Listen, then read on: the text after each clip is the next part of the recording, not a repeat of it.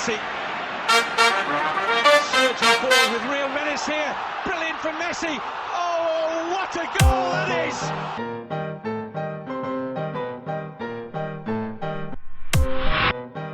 Hi, it's Thomas Gronnemark, throwing coach from Liverpool FC. You're listening to the Bola Show.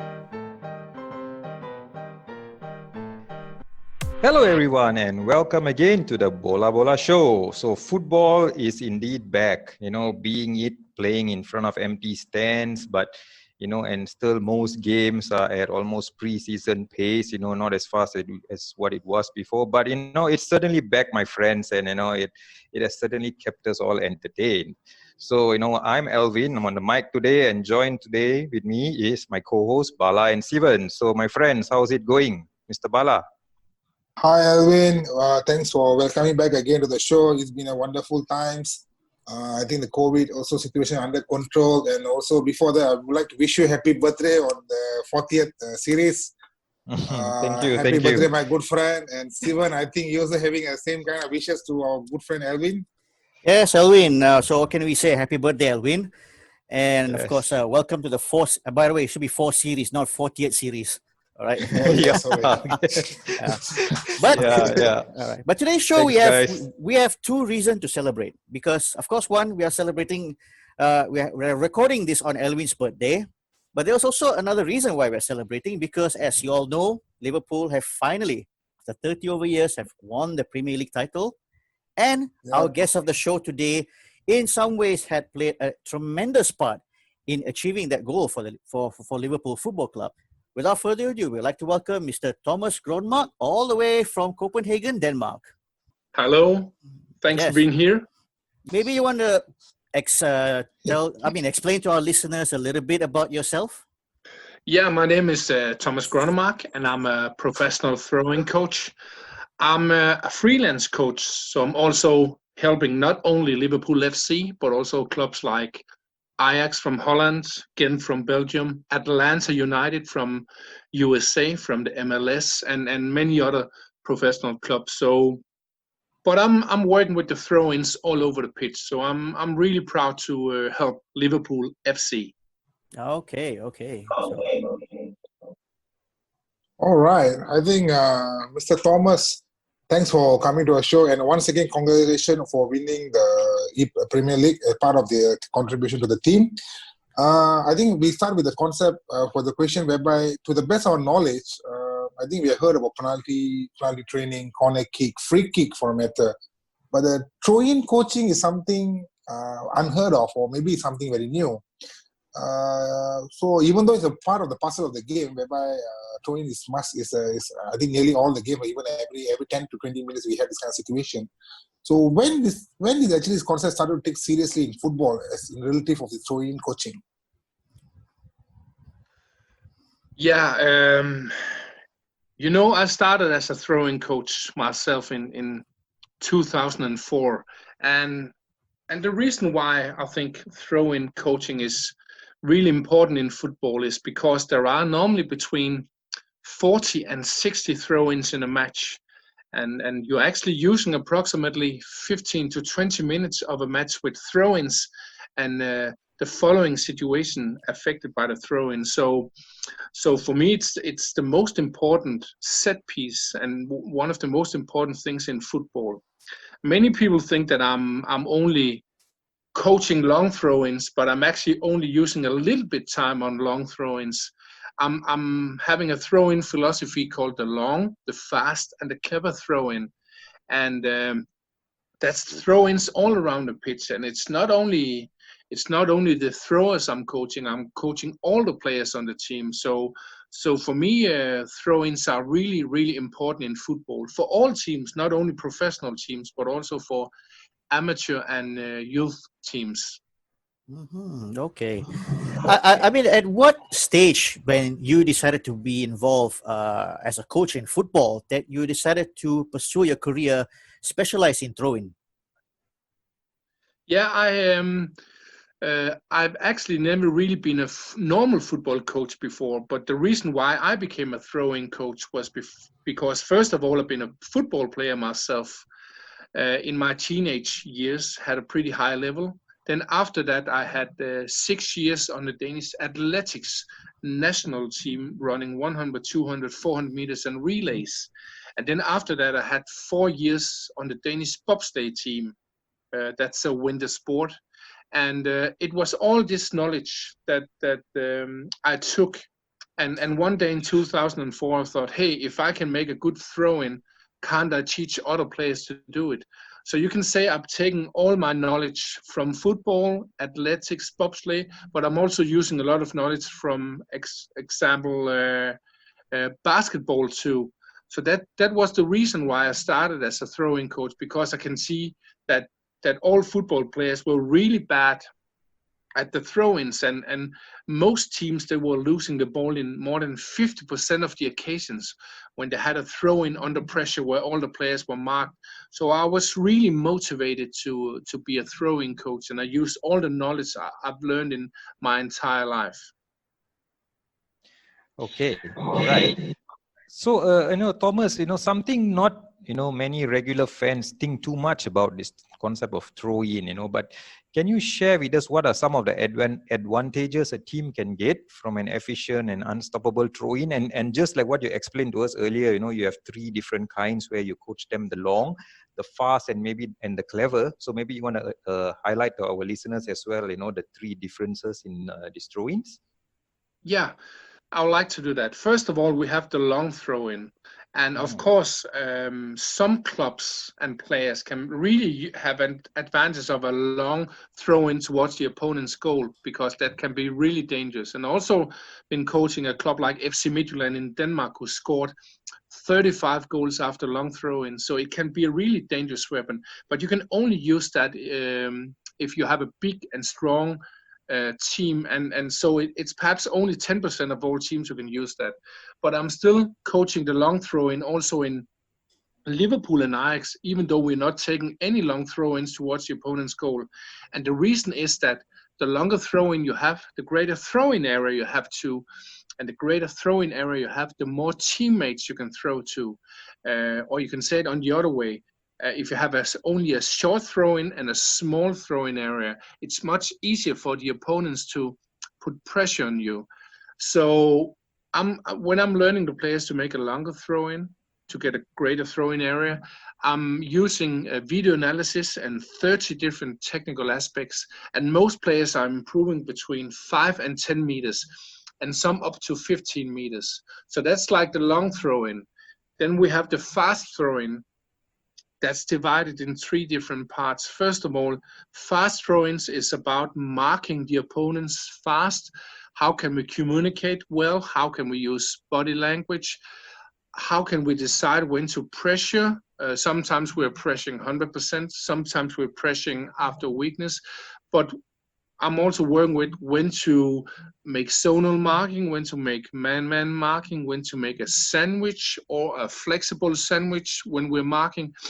Then the second part of the fast throw-ins, that's how to throw the ball fast, because sometimes it's really good, because then the opponent doesn't have a good chance of marking you. But I'm also learning the players when to have patience, because sometimes it's really stupid to throw fast if you're throwing it into a pressure zone. And then the final part of the fast throw-ins, that's counter-attack throw-ins. You can't be offside on the throw-in, so yeah, sometimes it gives some options. And then the third part of my throw-in philosophy, the clever throw-ins, that's all about how to create space when we have a throw-in under pressure. And in the clever throw-ins, I'm working with 3 different zones on the pitch: our own penalty area, the middle of the pitch, and then the attacking third. And I'm having 40 to 50 different throw-in tools that the players are using. So like 12, 15, 17 tools in each zone. And it's really important for me to say that it's not like a playbook in American football where we're only doing one thing. No, the players are learning the different tools themselves, and then they're making their own decisions. And on top of that, then the players are using their own fantasy and creativity and ideas. So for example, in Liverpool, we have like millions of options in theory, and it really, really works, because for example, this season we scored 14 goals after throw-in situations all over the pitch. So yeah, you can really improve by using my long, fast, and clever throw-in philosophy. Okay, very Okay. interesting. Yeah. So indeed. the other part about it is, let's focus a bit on the long throw. Let's say in the final third, on the attacking third, and you really want to get a good deep throw in, into the penalty box.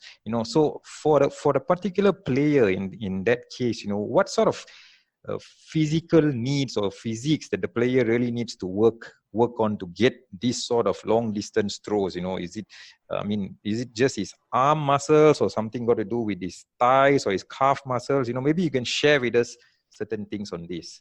Yeah. I'm not really using any time on working on the player's physique. Of course, if you had to go to the Olympics, in throw-ins, then of course you can work. But we have to remember that these football players also have to be able to play football beside the throw-ins. So Yep. for me, first of all, the most important thing for me is technique, and the biggest improvement is only technical improvement. So Okay. players who are improving 5 to 10 meters, some up to 15 meters, it's because of technical improvement, nothing else. But if I have to do something physical, I'll say that flexibility is much more important than strength, because the more flexible you are, the longer work way you can have, and you can give more power to the ball. So if I'm working on something physical with the players, it's usually more flexibility. But again, I'm only using approximately perhaps 10% of my time in training on the long throw-in. 90% of my training is the fast and the clever throw-in. So yeah. Okay, all right. And just one more thing also. I'm not sure. Probably this is not what you do in your concept, but I've seen some of the players when they do the long throw in, and sometimes this may look very dramatic, where the guy is like trying to do some somersault, and he puts he puts the ball on the ground, and then he just like flings it into the penalty box after doing some sort of 360 somersault. Do you have this kind of coaching in your technique? Just asking. No, I'm not coaching that. I don't coach what's called the flip throw-in. Yes, I'll correct. also The say, flip. yeah, no worries. I'll also say that when I set a world record, world dogs throw-in 2010 with a throw of 51.33 meters. You can see that on my YouTube channel, and I used the flip throw-in there, but I'm not coaching that with my players, and there are two reasons for that. The first reason is it's really dangerous to train, dangerous. because it's a really big high risk of injury. And the second thing is, if we're talking about the long throw-in, then I'd rather have a long throw-in with a normal run-in, because you can normally make that more flatter and faster. So, but again, the flip throw-in is very entertaining. So, of course, it looks cool when you can do some. But every day I'll prefer, a normal long throw-in, who is not only long but also fast and flat. So again, but of course, the flip throw-in is totally cool. And again, you can see my world record on my YouTube page there. So yeah. So, but it's cool. Yeah. Okay. Something I really look forward to see after this. Yeah. I think I was watched one game before during a Champions League qualifying round between Juventus and Joe Garden. Just back, a few years back, I think there's a player, Joe Garden, used to use the technique. But then moving on the question, based on your experience while coaching some of the best out there, can you name 3 players who have one of the best throwers in the league? Because I think one of the players we know is Rory Johnny Delap. I think previously from Sunderland or Southampton. He's one of the best throwing ability. So anyone you have in mind which in your profession you feel that this is one of the best throwing guy in the field? Yeah, I'll say that first of all, Rory Delap was from Stoke City, so he was really, really good. If I have to look at the best throwers in the world, I'm not really looking at who has the longest throwing. Of course, it can be dangerous, but for me, it's much more worthwhile to be able to not only have a longer throw-in, but also to be able to make a good fast but also a good clever throw-in. So have a high throwing intelligence, be able to throw precise, know when to throw fast, know when to have patience, but also be able to a player who's able to see space being created. And I have to say at the moment the two best throwers in the world are Andy Robertson from Liverpool and Trent Alexander-Arnold from Liverpool too. And I know I'm coaching them myself, but you won't see any other throwing players in the world. And here I'm not talking about the long throwing, but their ability to make fantastic throw-ins for the team so they can not only keep the ball but also create chances and score goals. So I have to pick Robo and Trent, as we call them in Liverpool. Okay, interestingly, you have talked about the Liverpool since your coaching gig is there. So maybe you can talk more about it, and maybe can you share more on the experience of how you ended up coaching a team, a successful team like Liverpool? Yeah, I can tell that it was like early July 2018, and I was going on a trip with my family, and we were visiting a chocolate shop. And it was the middle of the summer, and just before we went into the chocolate shop, I saw that there was a plus 44 number who's been calling on my phone. And plus 44, that's the country code from England. And I just thought it was like a salesman who had been calling me. So, but I listened to the voicemail, and then it was Jürgen Klopp from Liverpool FC, and I was almost tumbling over because I was totally in shock. I tried to call him, but he didn't answer. So when me and my Jürgen family Klopp personally called you, is it? Yeah, Jürgen Klopp called me directly. Wow. So yeah, so I thought after the chocolate shop, I thought, hey, better go home to myself, and take the most important call in my life. So I was driving my car. My wife was sitting beside me, and my kids in the back. And then suddenly the phone rang, and my wife picked the phone up, and she said, "It's Jürgen." And then I just took my car and drove directly to the right into a grass field, and and I took the phone, and it was Jürgen Klopp, and he said, "We had a fantastic season in the 17-18 season with a fourth place in the Premier League and Champions League final, but we were so bad at the throw-ins. We lost the ball almost every time." And he asked me if I would like to go to Melwood the next week. That's the training ground of Liverpool FC. And it should only have been a meeting, but already the week after, in the meeting with Jürgen Klopp, he was so impressed that I had the chance to coach 21 Premier League players already the day after, and a week after that, I signed my first contract with Liverpool FC. So the last 2 seasons I've been working with Liverpool FC, and it's been fantastic. Some analysis people have been doing a lot of data in Europe on throw-in possessions at throw-ins under pressure where the players are marked, and they said that in the 17-18 season the season before I came, Liverpool had a possession on 45.4% on throw-ins under pressure, and Liverpool were number 18 out of 20 in the Premier League, third last on throw-ins under pressure. But in my season, first season, that's 18-19 season, we improved to 68.4% and went from number 18 in the Premier League to number 1 in the Premier League in throw-ins under pressure.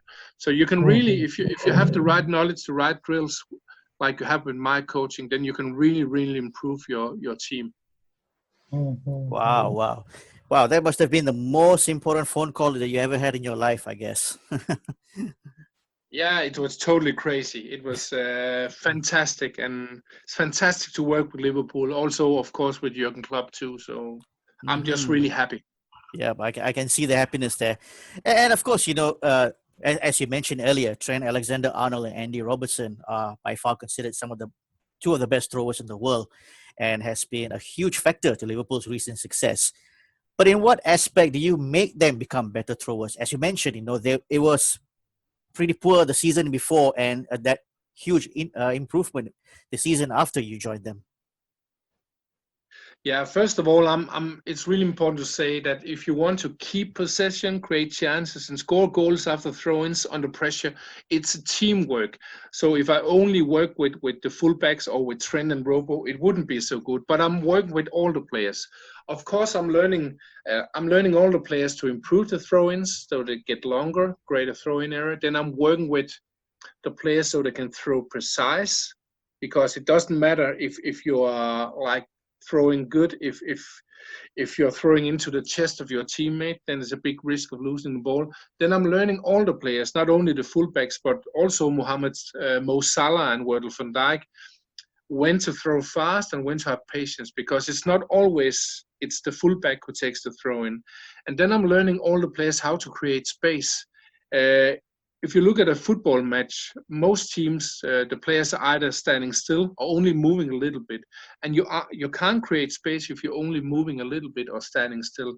So I'm learning the players how to create space in the 3 different zones on the pitch with a lot of different tools. So again, I'm working with all the players in many different ways. And so that's the reason why the throw-ins from Robo and Trent can be so successful, because we're working with it, with the whole team, with all the players. So I'm doing a lot of training drills on the pitch with Liverpool FC, but I'm also doing video analysis of every game. I'm sending my analysis to Jürgen Klopp and the other coaches, but I'm also sometimes doing talks for the players, so showing all the players on videos, that throwing was good, that was good, that was good, this here was bad, we can do it a little better this way. So I'm working on many different levels with the players so they can improve their throw-ins. All right. So, Thomas, having worked with the man himself, Jürgen Klopp, how would you describe him on a personal level? I'd just say Jürgen Klopp is, first of all, a very kind man. He's very funny. He's, of course, a fantastic manager who really can coach on a very high level. But he's also very open-minded to other ideas. He could see that Liverpool were very bad at the throw-ins. And so he invited me, but instead of saying to me that, hey, okay, can you do almost the same like we did in Liverpool before? No, he trusted me. So I had I could work with the throw-ins like I would like to do, because he trusted me and my knowledge. So I think he's very open-minded, and he's really good at getting help from other people that know more about things than he do. And he only knew a little bit about the throw-ins, and he could see that I was the guy in the world who knew most about throw-ins. That's the reason why he hired me. So Jürgen Klopp is just a fantastic manager on so many levels, personal level, with the training. He's also good at creating relations, not only between himself and other people, but he's also been creating a culture in Liverpool where people are really kind, open-minded, want to help each other, share knowledge. So I have only good things to say about Jürgen Klopp. Wow, I think he's a very great man indeed. Yeah, really good man, yeah. All right. I think since you are and this is a very crucial game for you in the part of the game. So apart from Liverpool, since have you been involved in any other club, or any other club have employed coaches to specialize in throw-ins to modify the attack or to learn from the defense? Or besides Liverpool, is there any other team who does this thing? No, I think it's only the teams where I'm working, where they are really going deep into throw-ins. And as I mentioned in the start, I'm working for clubs like Ajax in Holland, FC Midtjylland in Denmark, Ghent from Belgium, Atlanta United from the States. So, but there are no other specialized throwing coaches than me. So I think it's a really a subject you can really dig deep into, and of course it's a big dream for me, winning Champions League and Premier League, and so with Liverpool. But my biggest dream is to help coaches all over the world and that's also the reason why I'm writing on a book about throw-ins.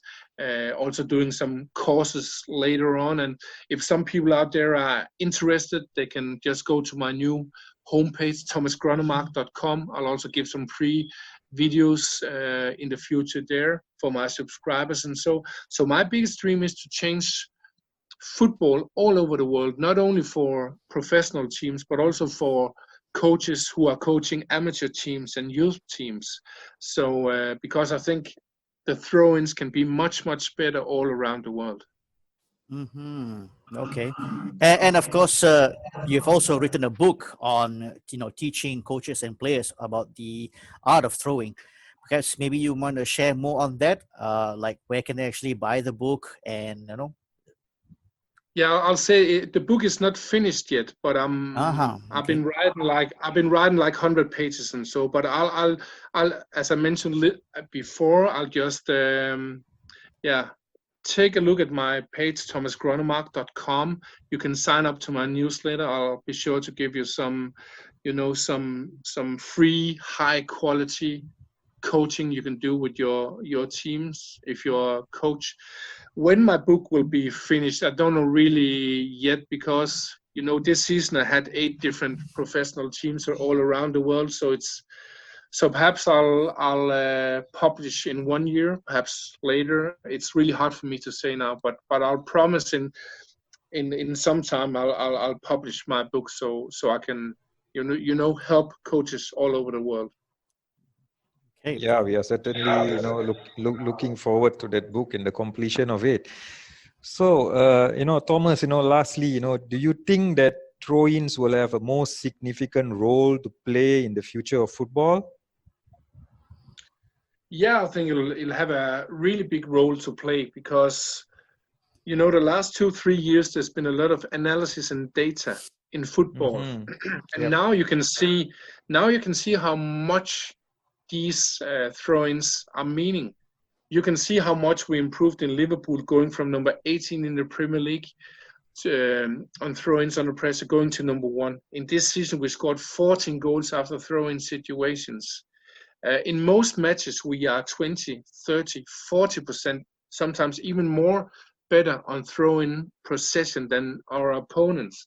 So, and now all teams in the world can see that the throw-ins are really important, also because it's really many situations, 40 to 60 situations in a match. So the only thing now is that coaches all over the world just miss the knowledge around the throw-ins. They don't really know how to coach the players. So that's what I want to help players and managers, coaches to do, and teams and clubs in the future.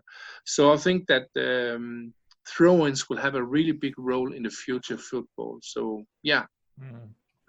And with the availability of data now being tracked in various forms, it's certainly going to be a very big thing in terms of data analytics, moving forward as well. Yeah. Yep. Yeah. Anyway, Thomas, just one question here. I mean, the fact that you mentioned you work with Liverpool, you work with Ajax, and you also work across in North America with Atlanta United. How do you actually juggle all these various teams? I mean, throughout the season.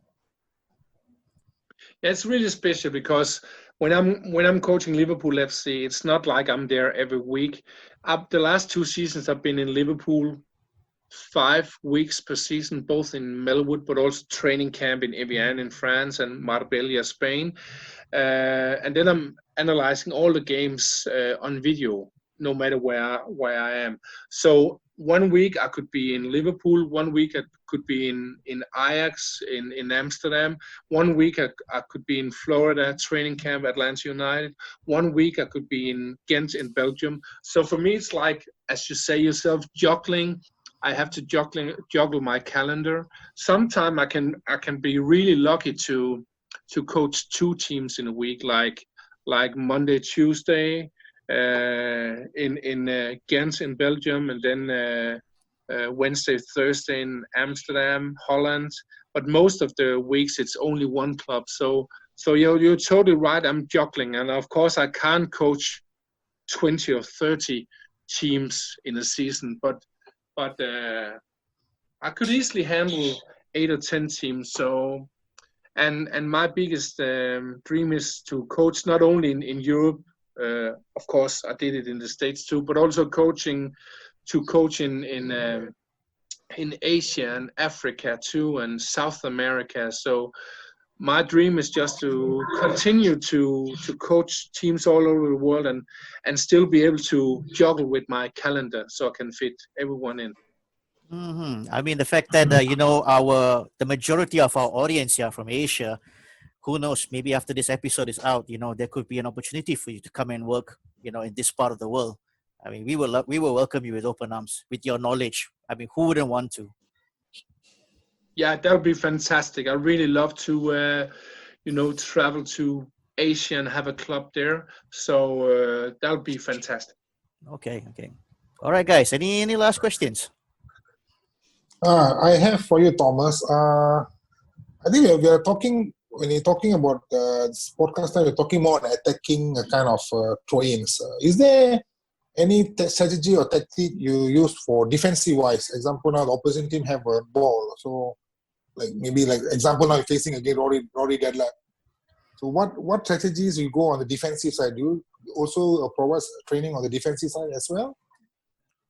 Yeah, first of all, I'm not really working so much with the defensive side on long throw-ins because that's really I won't say easy, but it's pretty simple. It's pretty simple to defend if you know how, and sometimes you can be unlucky. But I'm using really much time on defending throw-ins all over the pitch. That's a little bit under my fast throw-in strategy, and here we're working really much about marking the players fast, using communication, using body language, but I'm also using really a lot time on how to pressure. Sometimes you can choose to pressure 100%. Sometimes you can choose to pressure 80% and then pressure on a weakness if the opponents are showing that. I'm also working with when to mark man, when to mark zone, when to mark the sandwich or flexible sandwich. And the big thing here is that you can't say that, okay, you always have to mark zone, or you also always have to mark man, or always have to pressure this way. No, the best clubs, and in Liverpool, we're really fantastic at defending the throw-ins all over the pitch. Best clubs like Liverpool, they can jump from one tactic to another tactic in only a few seconds if they have the knowledge, and we have that. So yes, back to your question, I'm using really a lot of time on the defending throw-ins too. All right. All right, and Thomas, just one thing. How difficult would it be to apply this concept for like a national team level, because you don't get the players for a very long period of time, and I'm sure maybe it would be a dream for you to help the Denmark national team. Yeah, of course, it's a little bit easier with club teams, but I also say it's pretty easy to do with national teams too, because let's just compare with a club team like Ghent from Belgium. I think I've been visiting Ghent. I have done the last 2 seasons. I've been visiting Ghent 3 times per season. And I'm not coaching 1.5 hours. I'm normally coaching between 20 and 40 minutes in a session with the throw-ins. And you can, as a national team, you can easily fit my training in 3 visits on a year or in a season. So it's also very easy to fit in for a national team too. So that's also one of my big dreams, to coach some national teams. Of course, Denmark would be fantastic, but I'll also love to coach other national teams around the world. So let's see what happens. Okay, great. Okay, great. Okay. Any more last question, guys? No, I'm okay. Yeah. No, I'm done with it. All right. Very interesting insight. Okay. Yeah. I mean, yeah, definitely. We learn a whole lot of things today, because we never really saw how critical throw-ins can be in football, especially in modern day football. So thank you, Thomas, for sharing all this insight with us. So any last word from yourself? No, I'll just say I'm happy to be invited to your show. I love when people are passionate for the sport. So, yeah, I'm just happy to be here. And again, if some of the listeners out there would like to know more about me, again, visit thomasgronnemark.com. But you can also find me on social media like YouTube, Twitter, Instagram, LinkedIn. And so just search my name and I'll pop up. Okay, there you go, guys. So if you guys want to learn more about throwing, and Thomas is the man for you. So with that said and done, we will end our episode for this particular podcast. And goodbye for now. Hey guys, we would also like to thank our friend Victor for the awesome intro that he worked out for us.